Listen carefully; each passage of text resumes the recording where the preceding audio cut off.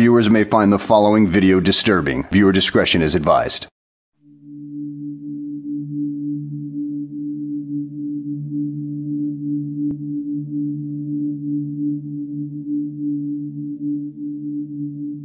I'm Dr. Norman McLean. I did practice within obstetrics and gynecology for nearly 40 years.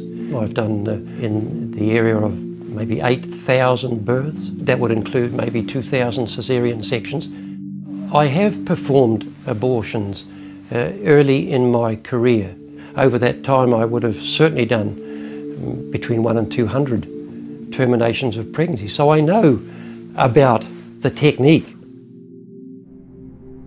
I am going to describe a second trimester surgical abortion.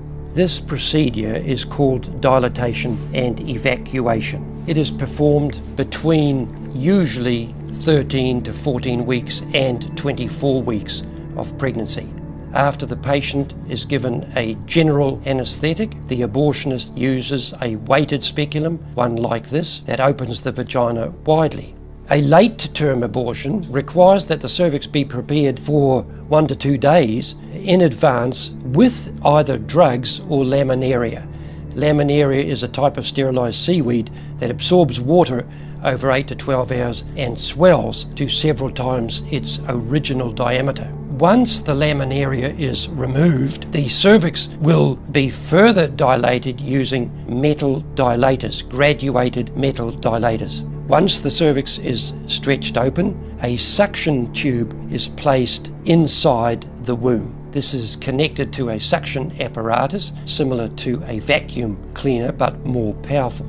The size of a 20-week baby is the size of the length of my hand from the head to the rump, not including the feet. The average baby at this gestation will weigh 500 grams.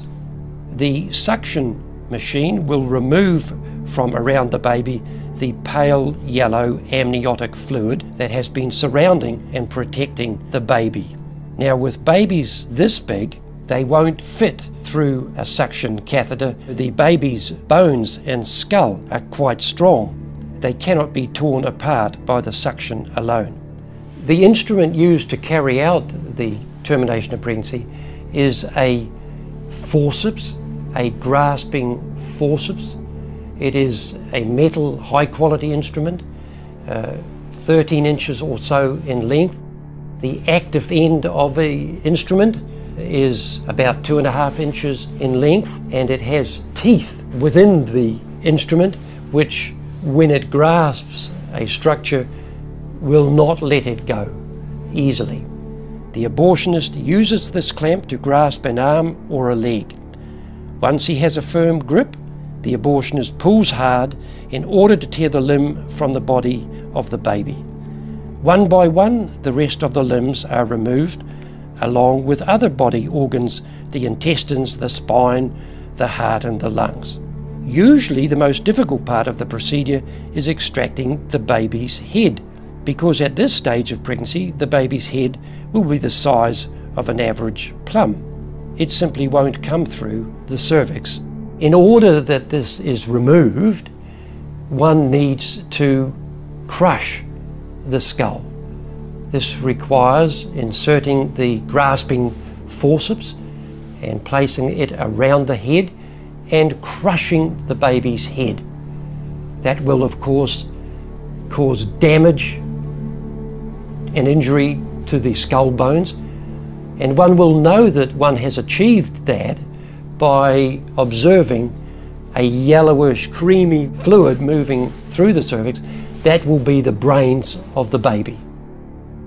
The abortionist then removes all of the skull pieces. He then removes the placenta and any other leftovers of the baby with a curette which scrapes the lining of the uterus.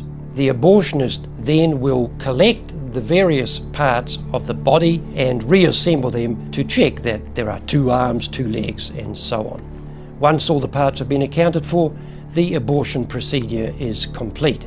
For the woman, this procedure carries significant risks. Major complications can occur, including perforation of the uterus or laceration of the cervix, with possible damage to the bladder, the bowel, and other maternal organs. Infection and hemorrhage can also occur and is not rare. These complications can lead to massive hemorrhage, septicemia, and include death.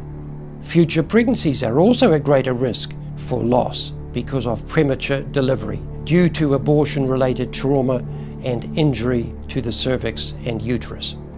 What I have described is an operation that will be done from 14 weeks of pregnancy through to 24 weeks of pregnancy. It's very gruesome. The reality of abortion, particularly second trimester, is very gruesome. I stopped doing abortions because I realized this is not right. This is not what I should be doing. This is not the medicine, the life-giving, healing medicine that I wanted to practice. And from that day, I stopped.